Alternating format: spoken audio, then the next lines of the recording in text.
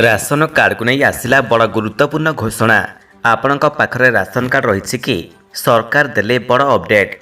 जो मानकर पाखरे राशन कार्ड रही सेमानकर पई आसीछि भल खबर। सरकार देले बड़ निर्देश। जानिले खुशी रे आपण झुमी उठिबे। सरकार समय समय लोक मानकर पई विभिन्न योजना लागू करूछंती जेउथरु साधारण लोक माने उपकृत हेउछंती। ଏହି କ୍ରମରେ ମାଗଣା ରାସନ ଯୋଜନାରେ ଗରିବମାନେ ଦେଶରେ ଲାଭବାନ ହେଉଛନ୍ତି। ତେବେ ନିକଟରେ ସରକାର ଆଉ ଏକ ବଡ଼ ଅପଡେଟ୍ ଦେଇଛନ୍ତି। ଗରିବ କଲ୍ୟାଣ ଅନ୍ନ ଯୋଜନା ଉପରେ ଧ୍ୟାନ ଦେଇଥିବା ସରକାର ସମୟ ସମୟରେ ଅନେକ ଗୁରୁତ୍ୱପୂର୍ଣ୍ଣ ନିଷ୍ପତ୍ତି ନେଇଛନ୍ତି। ଅନ୍ତୋଦୟ ଅନ୍ନ ଯୋଜନା ବା AAY ରାସନ କାର୍ଡଧାରୀମାନେ ଅଧିକ ଲାଭ ପାଇବାକୁ ଯାଉଛନ୍ତି। ଦାରିଦ୍ର୍ୟ ସୀମାରେଖା ତଳେ ରହିଥିବା ପରିବାରମାନଙ୍କର ପାଇଁ ମୋଦି ସରକାର ଅନ୍ତୋଦୟ ଅନ୍ନ ଯୋଜନା କାର୍ଯ୍ୟକାରୀ କରୁଛନ୍ତି। ଏହି ଯୋଜନା ଅଧୀନରେ ପ୍ରତି ମାସରେ ସବସିଡିରେ 35 କିଲୋଗ୍ରାମ ଶସ୍ୟ ଦିଆଯାଉଛି। ତେବେ ଗହମ କିମ୍ବା ଚାଉଳ ସହିତ ଚିନି ମଧ୍ୟ ଦିଆଯାଉଛି। ତେବେ ଜିଲ୍ଲା ଅନୁଯାୟୀ ଅନ୍ତୋଦୟ ଅନ୍ନ ଯୋଜନା କାର୍ଡଧାରୀମାନଙ୍କୁ ଯେତିକି ଚିନି ନେବା ଓ ବଣ୍ଟନ କରିବା ଉଚିତ ବୋଲି ନିର୍ଦ୍ଦେଶ ଆସିଛି।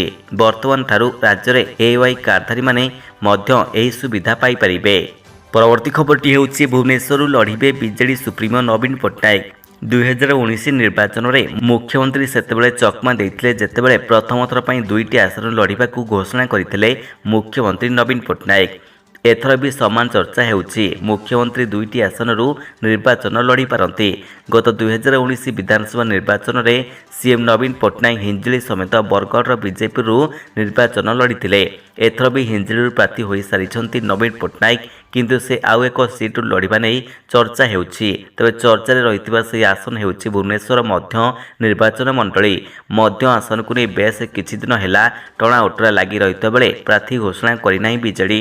ତେବେ ଯେତେବେଳେ କି ଭୁବନେଶ୍ୱର ଏକାମ୍ର ଓ ଉତ୍ତରରେ ଦଳ ପ୍ରାର୍ଥୀ ଘୋଷଣା କରିସାରିଛି, ତେବେ କାହିଁକି ମଧ୍ୟ ନିର୍ବାଚନ ମଣ୍ଡଳୀରେ ନବୀନକୁ ନେଇ ଚର୍ଚ୍ଚା। ପରବର୍ତ୍ତୀ ଖବରଟି ହେଉଛି କର୍ମଚାରୀମାନଙ୍କର ପାଇଁ ଆସିଲା ଖୁସି ଖବର। 5 ବର୍ଷରୁ କମ୍ ଦିନ ଚାକିରି କରିଥିଲେ ବି ମିଳିବ ଗ୍ରାଚ୍ୟୁଇଟି। ବେତନ ପାଉଥିବା କର୍ମଚାରୀମାନଙ୍କର ପାଇଁ ଗ୍ରାଚ୍ୟୁଇଟି ସର୍ବାଧିକ ଆଲୋଚନା କରାଯାଇଥାଏ। ଯଦିଓ ସମସ୍ତେ ଜାଣିଛନ୍ତି ଯେ ଜଣେ ସଂସ୍ଥାରେ 5 ବର୍ଷ କ୍ରମାଗତ ଭାବରେ କାର୍ଯ୍ୟ କରିବା ପରେ ଜଣେ କର୍ମଚାରୀ ଗ୍ରାଚ୍ୟୁଇଟି ପାଆନ୍ତି, କିନ୍ତୁ ଯଦି ଆପଣ ଏକ ବ୍ୟକ୍ତିଗତ କାର୍ଯ୍ୟ କରୁଛନ୍ତି ତେବେ ଆପଣ ଜାଣିବା ଉଚିତ ଯେ 5 ବର୍ଷରୁ କମ୍ ଚାକିରିରେ ମଧ୍ୟ ଗ୍ରାଚ୍ୟୁଇଟି ଉପଲବ୍ଧ ରହିଛି। ତେଣୁ ଏଥିପାଇଁ କିଛି ବିଶେଷ ନିୟମ ମଧ୍ୟ ରହିଛି। ତେବେ ଦେଶର ସମସ୍ତ କାରଖାନା, ଖଣି, ତୈଳ କ୍ଷେତ୍ର, ବନ୍ଦର ଓ ରେଳବାଇ ପାଇଁ ଦେୟ ଓ ଗ୍ରାଚ୍ୟୁଇଟି ଆକ୍ଟ ପ୍ରଯୁଜ୍ୟ। ଏହା ସହିତ 10ରୁ ଅଧିକ ଲୋକମାନଙ୍କୁ ନିୟୋଜିତ କରୁଥିବା ଦୋକାନ ଏବଂ କମ୍ପାନୀର କର୍ମଚାରୀମାନେ ମଧ୍ୟ ଗ୍ରାଚ୍ୟୁଇଟିର ଲାଭ ପାଆନ୍ତି। ତଥାପି ଯେଉଁ କର୍ମଚାରୀମାନେ କୌଣସି ସଂସ୍ଥାରେ 5 ବର୍ଷ କ୍ରମାଗତ ଭାବରେ କାର୍ଯ୍ୟ କରନ୍ତି ସେମାନେ ଗ୍ରାଚ୍ୟୁଇଟି ପାଇଁ ଯୋଗ୍ୟ ହୁଅନ୍ତି, କିନ୍ତୁ କେତେକ କ୍ଷେତ୍ରରେ ଗ୍ରାଚ୍ୟୁଇଟିର ଲାଭ 5 ବର୍ଷରୁ କମ୍ ସେବା ପାଇଁ ଉପଲବ୍ଧ ରହିଥାଏ। ତେବେ ଗ୍ରାଚ୍ୟୁଇଟି ଆକ୍ଟର ଧାରା 2A ନିରନ୍ତର କାର୍ଯ୍ୟ ସ୍ପଷ୍ଟ ଭାବରେ ବ୍ୟାଖ୍ୟା କରାଯାଇଛି। ଏହି ଅନୁଯାୟୀ ଅନେକ କର୍ମଚାରୀ ପୂର୍ଣ୍ଣ 5 ବର୍ଷ କାମ କରିନଥିଲେ ମଧ୍ୟ ଗ୍ରାଚ୍ୟୁଇଟିର ଲାଭ ପାଇପାରିବେ। ପରବର୍ତ୍ତୀ ଖବରଟି ହେଉଛି ଜିଓ ଆଣିଲା ସବୁଠାରୁ ଶସ୍ତା ରିଚାର୍ଜ ପ୍ଲାନ୍। ମିଳିବ ଏକ୍ସଟ୍ରା ଡାଟା ସହିତ କଲିଂର ସୁବିଧା। କମ୍ ମୂଲ୍ୟରେ ଅଧିକ ଡାଟାର ଲାଭ ଚାହୁଁଛନ୍ତି କି? ତେଣୁ ଜିଓର ଏହି 2ଟି ରିଚାର୍ଜ ପ୍ଲାନ୍ ଆପଣଙ୍କର ପାଇଁ ବେଷ୍ଟ ସାବ୍ୟସ୍ତ ହୋଇପାରେ। କଲିଂ, SMS ଏବଂ ଦୈନିକ ଡାଟା ବ୍ୟତୀତ ଏକ୍ସଟ୍ରା ଡାଟାର ମଧ୍ୟ ଲାଭ ମିଳିବ। ତେବେ ରିଲାଏନ୍ସ ଜିଓ, ଏୟାରଟେଲ୍ ଏବଂ ଭୋଡାଫୋନ୍ ଆଇଡିଆ ହେଉଛି ଦେଶର 3ଟି ପ୍ରସିଦ୍ଧ ଟେଲିକମ୍ କମ୍ପାନୀ, କିନ୍ତୁ ରିଲାଏନ୍ସ ଜିଓର ନାମ ପ୍ରଥମେ ଆସୁଛି। ଟେଲିକମ୍ ଦୁନିଆରେ ଏହାର ପ୍ରବେଶ ସହିତ ଜିଓ ଲୋକମାନଙ୍କର ହୃଦୟରେ ଏହାର ସ୍ୱତନ୍ତ୍ର ସ୍ଥାନ ସୃଷ୍ଟି କରିଥିଲା ଏବଂ କମ୍ପାନୀ ମାଗଣା ଇଣ୍ଟରନେଟ୍ ଏବଂ ଶସ୍ତା ରିଚାର୍ଜ ପ୍ଲାନ୍ ପାଇଁ ବେଶ ଜଣାଶୁଣା। ତେବେ ଏତେ ବର୍ଷ ମଧ୍ୟରେ ଜିଓର ଲୋକପ୍ରିୟତା ହ୍ରାସ ପାଇନାହିଁ କିମ୍ବା ଗ୍ରାହକମାନଙ୍କୁ ସୁଲଭ ପ୍ଲାନ୍ ଯୋଗାଇବାରେ କମ୍ପାନୀ ତରଫରୁ କୌଣସି ହ୍ରାସ ଘଟିନାହିଁ। ଏୟାରଟେଲ୍ ଏବଂ ଭୋଡାଫୋନ୍ ଆଇଡିଆ ସହିତ ପ୍ରତିଦ୍ୱନ୍ଦ୍ୱିତା କରିବାକୁ ଜିଓ ଅନେକ ଦମଦାର ରିଚାର୍ଜ ପ୍ଲାନ୍ ପ୍ରଦାନ ଜାରି ରଖିଛି। ତେବେ ଜିଓର 2ଟି ରିଚାର୍ଜ ପ୍ଲାନ୍ରେ 219 ଟଙ୍କା ଏବଂ 399 ଟଙ୍କା ମୂଲ୍ୟରେ ଏକ୍ସଟ୍ରା ଡାଟା ଦିଆଯାଉଛି। ଉଭୟ ପ୍ଲାନ୍ ସହିତ ଦୈନିକ 3 GB ଡାଟାର ଲାଭ ଦିଆଯାଉଛି। କଲିଂ ଏବଂ SMS ସହିତ ଆପଣ ଅତିରିକ୍ତ ଡାଟାର ଲାଭ ମଧ୍ୟ ପାଇପାରିବେ। ପରବର୍ତ୍ତୀ ଖବରଟି ହେଉଛି ଘର ତିଆରି ପାଇଁ 5 ଲକ୍ଷ ଦେବେ ସରକାର, ଜଲ୍ଦି କରନ୍ତୁ ଆବେଦନ। ଗରିବ ଶ୍ରେଣୀର ଲୋକମାନଙ୍କୁ ରାସନ କାର୍ଡ ମାଧ୍ୟମରେ ଅନେକ ସୁବିଧା ଯୋଗାଇ ଦେଉଛନ୍ତି ସରକାର। ବର୍ତ୍ତମାନ ସରକାର ଆଉ ଏକ ନୂଆ ଯୋଜନା ଆରମ୍ଭ କରିଛନ୍ତି। ଏହି ଯୋଜନା ମାଧ୍ୟମରେ ସରକାର ଘର ତିଆରି ପାଇଁ ଟଙ୍କା ଯୋଗାଇ ଦେଉଛନ୍ତି। ଗତ ମାର୍ଚ୍ଚ 11 ତାରିଖରୁ ଏହି ଯୋଜନାର ଶୁଭାରମ୍ଭ କରିଛନ୍ତି ସରକାର। ତେବେ ପ୍ରଥମ ପର୍ଯ୍ୟାୟରେ ରାଜ୍ୟର ପ୍ରତ୍ୟେକ ନିର୍ବାଚନ ମଣ୍ଡଳୀ ପାଇଁ 3500 ଘର ମଞ୍ଜୁର ହେବ। ତେବେ ଯେଉଁମାନଙ୍କର ଖାଲି ଜମି ରହିଛି ସେମାନଙ୍କୁ ଘର ନିର୍ମାଣ ପାଇଁ 5 ଲକ୍ଷ ଟଙ୍କା ସହାୟତା ଦିଆଯିବ। ଅତି କମ୍ରେ ହିତାଧିକାରୀମାନେ 400 ବର୍ଗଫୁଟ ଘର ନିର୍ମାଣ କରିପାରିବେ। ତେବେ 4ଟି ପର୍ଯ୍ୟାୟରେ ଏହି ଯୋଜନାରେ ହିତାଧିକାରୀମାନଙ୍କୁ ସହାୟତା ପ୍ରଦାନ କରିବାକୁ ସରକାର ନିଷ୍ପତ୍ତି ନେଇଛନ୍ତି। ପ୍ରଥମ ପର୍ଯ୍ୟାୟରେ ସେମାନଙ୍କର ନିଜସ୍ୱ ଜମି ରହିଥିବା ଲୋକମାନଙ୍କୁ ଘର ତିଆରି ପାଇଁ ସହାୟତା ଯୋଗାଇ ଦିଆଯିବ ବୋଲି ଘୋଷଣା ହୋଇଛି।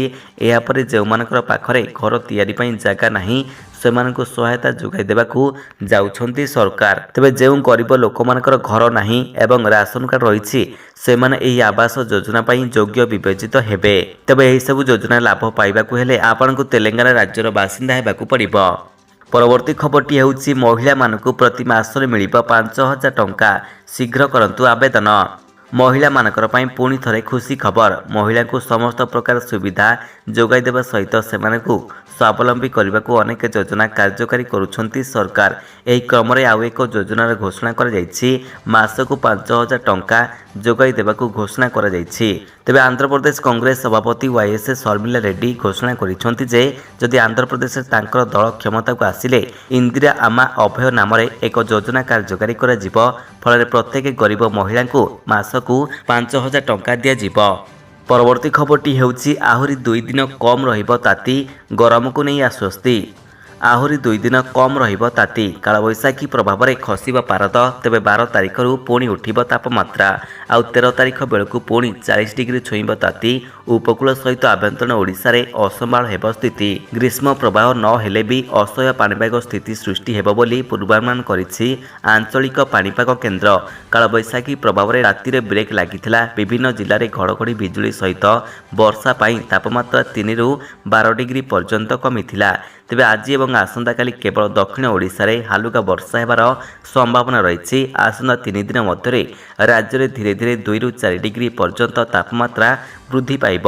13 ତାରିଖ ପରଠାରୁ ରାଜ୍ୟରେ ପଶ୍ଚିମ ତଥା ଉତ୍ତର ପଶ୍ଚିମ ଦିଗରୁ ଶୁଷ୍କ ବାୟୁର ପ୍ରଭାବ ବୃଦ୍ଧି ସହିତ ପୁଣି ଦିନର ତାପମାତ୍ରା ଦୃଷ୍ଟାନ୍ତମୂଳକ ବୃଦ୍ଧି ସମ୍ଭାବନା ରହିଛି।